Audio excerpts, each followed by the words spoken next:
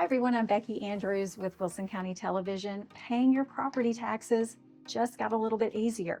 Instead of driving to the trustee's office to pay those taxes, you can now submit those payments at any Wilson Bank and Trust location or Pinnacle Bank location across Wilson County. I got to looking at what some of the other counties did, and I know Sumner County and some other counties would utilize banks to accept payments. So I thought that's a good idea. So I approached our two main banks, which is Pinnacle has our accounts and Wilson Bank has the majority of our CDs, and I asked them if they'd be interested in accepting payments for us.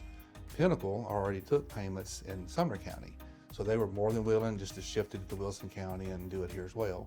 Wilson Bank had not done that before, but they were interested, and they spent the summer setting up a new software system where they could take payments. So it took all through the summer to get all this going, and then when October 1st come around, they were all set up and ready to go.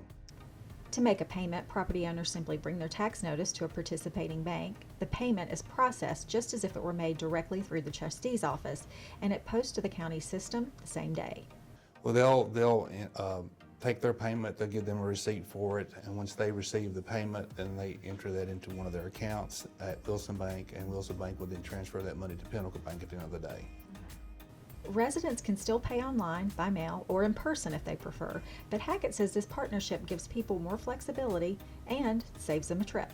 Well, like I said, people from Mount Juliet, Gladeville, Watertown, Wilson Bank, and Pinnacle has a total of 13 branches throughout the county. So they can go straight to the bank and make the payment.